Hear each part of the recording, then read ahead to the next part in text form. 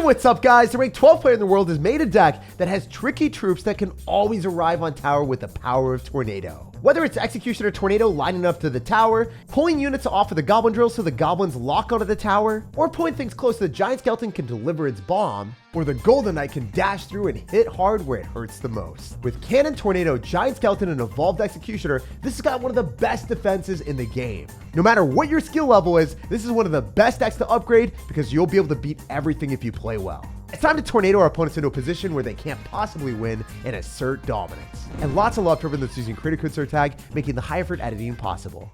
All right, this guy's got the green name loading in, and hopefully I have a green thumb in this game. We're gonna be cycling goblins and growing some damage on his tower. You guys know how it is. The one thing that I want to do the most is always cycle my evolutions. Like this Executioner is just staring at me with his mouth open, ready for me to feed him elixir, but I can't do it. If I do it, I'm spending extra, and I can't, in good conscience, do something that I kind of need. Like if I cycle that at the wrong point, I could just get fried if the opponent's got a balloon deck or an Inferno Dragon, or sometimes Executioner is just like, I don't know, in this specific spot, I guess it could be balloon, and then I could just kill it without any problems since I have cannon and I also have tornado, so it's not that bad. But there are specific situations where if I did that, I would just get cooked.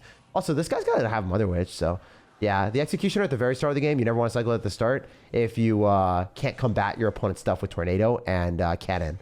But we had the best possible card cycle, so we're not in a bad spot. Okay, Inferno Dragon is the worst card for us to match into because I don't really have good anti-air responses. So that is one thing that I'm a little bit worried about. I'm going to go for a Giant Skeleton in the face of the Mother Witch. Hopefully run away from the Inferno Dragon. The Inferno Dragon should hopefully reset here. Beautiful. Wait, can I activate King Tower with this Electro Giant? I don't know if it's possible. We're going to try it. Yo! Let's go! This deck might be an Evo bailout and a half. Let's freaking get it. This guy's pissed right now. All the mid-ladder players and people with multiple win conditions already are at a disadvantage when they go into an Evolved Executioner and a Cannon. But when you whip out a Tornado last second for the surprise, it ends in their demise and then just like incredibly tilted. This guy is super pissed off right now, and I'm going to go for a Golden Knight. Hopefully he drops the Bowler directly on top. If he doesn't, then the Golden Knight just gets a free pathway straight towards the tower again. I mean, whatever way, it doesn't necessarily matter that much to me today. I think we want to go Executioner into that. Not necessarily like the best play or anything like that, but I'll probably drop the ability, and I just don't want him to get a good trade on my tower. So we'll see. I dislike cycling the Executioner. It's just not my favorite thing to do into Inferno Dragon players because that's the worst card for us to match into in Clash, for real. Inferno Dragon, when we have an Executioner as our only way to kill it, like, come on now. What are we supposed to do here? I think maybe we can knock it back for a little bit if we're lucky, but honestly, no, this is going pretty damn well. Wait. If we Golden Knight, we might be able to cook a little bit. Golden Knight's not going to die. We can click the ability early and just lock on the tower because he has very little elixir. He might just straight lose his Golden Knight. No, that Golden Knight is gone. Sir, I might hit you with my Executioner if we're lucky. Guess not. Yeah, since he's got the Evolved Inferno Dragon, this matchup is still kind of scuffed for me. I'm going to try to go for Goblins on the other side, and then I think he just Inferno Dragons me, honestly. If I had to guess, that's what's going to happen. I'm going to go Golden Knight last second in front of the bowler so then we can create some chaos, and maybe we're good. Honestly, that was a terrible Tornado. What is he doing? Is he expecting to get value there? What the hell? All right, let's go this. Go Giant Skeleton as well, and then throw down drills simultaneously in the other side. It's going to be difficult for us to get good trades without doing that, so I think I have to make moves in that direction. So we should be able to clean up the bowler, most of the Mother Witch, and then I think with the Executioner, I don't really have to worry about anything. Yeah, I'm going to go Executioner on the left side so then we don't take any extra damage. I'm going to try to go Golden Knight here so then his Golden Knight doesn't hit my Goblins. Goblins in the back, please. All right, he's going to click the ability for sure. I think we might get one stab on the tower, though. He didn't do it. What the hell? What is he doing? I'm so confused. I'm actually incredibly confused right now. Oh, that's annoying. That's not good for us. That's actually extremely bad. Giant Skeleton needs to reach the tower, but it's not going to happen. I'm just going to click the Golden Knight ability. I need to get on the tower. I need to get some extra damage. I need something here. Anything at this point. All right, we got to get Goblins to distract the Inferno Dragon. I'm also going to go for Goblins here. Inferno Dragon's not doing anything. We're chill. Oh my gosh, that matchup, like this one specifically, because of the Evolved Inferno Dragon, it's so scary, man. I'm going to click the ability here as fast as possible. I think we dash on the tower because he's not able to get the Electro Giant down fast enough. What is he doing? Bro is just Giga Evo trolling right now. Let's go! I knew you couldn't afford that. Why were you cycling 4 elixir in the back like that? What the hell? Bro thought I couldn't count elixir, but I knew I could count on my Golden Knight dashing and destroying him. Mr. Mary might be in the wrong season right now. We're ready to stampede through with our Golden Knight and Goblins. And I want to probably give him some presents and give him some Christmas kisses with our Goblins on his tower. So we'll see if he's going to get stalked by our goblins and enjoy the stalking presents. I couldn't even say presents correctly, but I do think the goblins are going to be stalking him for a little bit. Even if he wants to go and click like a Dark Prince at the bridge, you just straight die here. And I can go for a cannon in the best spot because it's going to be able to pull the battle ram for quite a while. And even if the barbarians connect, it's not that big of a deal. Wait, dude, I hate the hero wizard ability. It does so much damage to towers. You guys let me know down below in the comment section if you think that should do 200 damage to my tower just by hitting it as a proxy while hitting my executioner. It also targets my tower simultaneously. I feel like that shouldn't happen. It just does way too much, man. That was one of the biggest buffs ever, giving it a huge range increase and all of that stuff. It's just silly how good the tornado from the wizard is. Speaking of tornadoes, we're gonna activate King Tower with ours and give him literally the worst trade imaginable. Royal Ghost of the King Tower, 3 for 3. Meanwhile, we're able to have an easier defensive sequence for the rest of the game. I should be able to go in for the Golden Knight plus a Goblin Drill, but I definitely want to go Goblin Drill on the other side, not into a Dark Prince. Also, I might be able to just pop the ability to stop the Dark Prince charge. I'm going to do it. I don't think if it's like the best thing in the world or anything like that, but with King Tower activated, we should be good to go. As long as the Dark Prince doesn't hit my tower, we're chilling. Also, I can hit it from the back with the Goblins, make sure that the Giant Skeleton gets popped and the Dark Prince gets dominated. And maybe even if you've got like Royal Ghost and Mother Witch, we're still in a good spot because the Royal Ghost doesn't move fast. That thing is going to get caught in the blast for sure. So might just go for our Goblin's ability early as well and kind of obfuscate that a bit. If you guys notice, like the bomb was kind of hiding my bomb plus the ability. So it was nice that everything was kind of undercover. Felt like a little bit of an agent there for a sec. All right, I guess I can do this and then go for another drill and then just throw down a very high cannon on the other side. If you guys are unaware, you can drop the cannon this high and it still pulls even if it's in the other lane. So I'm going to try to just hit him up with the executioner damage on the tower, ideally. Yeah, we're carving him up. Let's go. That was amazing. That's actually incredible that we made that work. And if he wizards, the giant skeleton's just going to get popped early. And I don't have to worry about that too much. I don't think that hits my tower. If it does, I'm a little sad, but it didn't. So exactly as anticipated. I think I go goblins in the back and then go for the goblin drill. Even if the wizard connects, it's not that big of a deal. I mean, we're going to have goblins on his tower for sure here. Guys, I'm considering it. I'm considering being a sinister sir. Yeah, let's go and pull back the giant skeleton and get the goblins in his face. Let's go! Look at all the damage I got. And then he loses the Royal Ghost, so he doesn't get any value from that whatsoever. Just pop a cannon relatively early on. Try to go in for our giant skeleton here. Even if you go in for a wizard, I think we're fine. I can go for an executioner off on the side. Guarantee a good cleanup on that card. And as soon as the giant skeleton gets popped, everything that he's going to have is going to get dropped. Also, we can pre-log and maybe just pull things away. As soon as the giant skeleton gets pulled to the side, his tower is going to get tossed down too. And Mr. Merry might not be feeling very merry after that one. So we got a game against Mr. Illy. I wonder if that's like, I love you or something, or if he's just Lily. Maybe I don't know. We'll find out. Billy! Give him some love and see what's cooking. I'm going to throw down a goblin drill and immediately go in for a log if there's any goblins or something to the sort. A lot of times people are going to be responding against the goblin drill with goblins. So now we are faced with a huge risk. Do I go giant skeleton in the back left side and then try to activate King Tower with the tornado? Yeah, the answer is always yes, but I don't want to get cooked by a bad hero mini P.E.K.K.A ability for me. Oh my God. Imagine the hero mini P.E.K.K.A screwed up my tornado timing because it like delayed the mini P.E.K.K.A a little bit on its pathway to glory.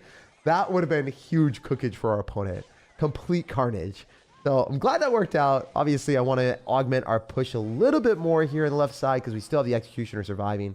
I can also go in for goblins as well because he's going to be down a lot of elixir. And usually when the opponent's down, it's ideal to punish them a bit more. So yeah, we're able to go for goblins and pull back the mini P.E.K.K.A too. I think that's fine. Or ideally, that's what I was expecting. Yeah, no, it works. Perfect. Exactly as we anticipated. Then he clicks the ability and we have King Tower activated, so he gets no damage. Literally wasted. So the only downside is, despite getting him to waste elixir there with the mini P.E.K.K.A, I also did not get the best trade against the baby dragon because I was so captivated by my defense on the right side. And, you know, I don't know. He could have frozen me or vines me or something. That would have been really sad.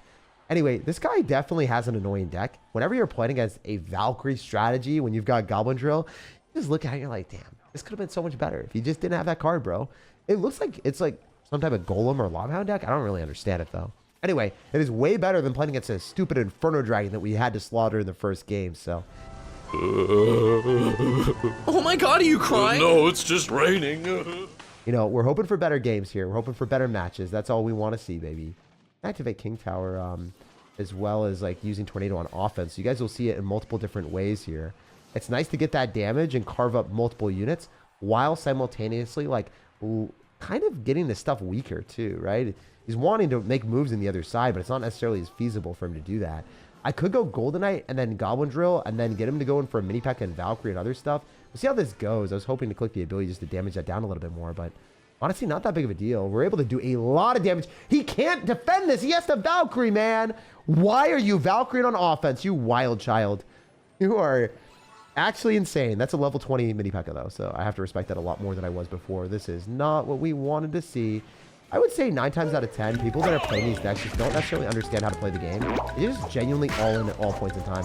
I don't respect it. I don't respect it even remotely. If you play beatdown decks and you just drop every card you have at the bridge, and it doesn't even make sense to drop it at the bridge, I believe you should lose every game you play. So it's nice to play a deck like this that has rock solid defense. When people suck at the game and just spam stuff religiously at the river, they deserve to lose. And I'd say I lose to all these golem decks like more often than I should when they make plays that just don't make sense. And when this guy dropped the Valkyrie on offense, I'm just like looking at him like, bro, there's no reason for you to do that. Like that is a defensive card that works really well against Goblin Drill, but you didn't want to drop it. And no rhyme or reason would that ever make any sense. Anyway, we're going to send him to heaven here, cycling our Golden Knight and also our Goblin Drill. So if you wanted to counter the Goblin Drill, the reason that we dropped it in front was like if he drops a unit to counter the Goblin Drill, obviously, then the Golden Knight would hit the tower too. So it was just the appropriate decision for us here. I need to go in for a Giant Skeleton to body block so the Executioner doesn't get carved up. And I think we just send another Drill here. The only issue with this type of matchup is if the opponent has the Valkyrie, it takes a lot longer for us to win, but you can Tornado it off of the unit. So that's another power play that we can do here. And Tornado him off of the Drill, spawn more goblins, because the Drill is always producing goblins. It's like a little goblin factory out here. We float away with the win against one of the most annoying golem decks of all time. Vamos Rafa! This guy probably plays tennis. Dude, I gotta give him some love just for that name. I also want to go in for goblins at the start. And what do you guys like feel about Clash Royale? Do you think it's an esport? Do you think everyone that's playing this is like a prime athlete, just like Rafael Nadal? Or do you guys think that Clash Royale is just like, you know, it's a fun strategy game that shouldn't be taken too seriously? I think most games in general just are taken way too seriously by the esport athletes. I mean, it definitely takes skill to play the games, and I think it is, you know, something that deserves to be rewarded if you're like at the very best top echelon of Clash.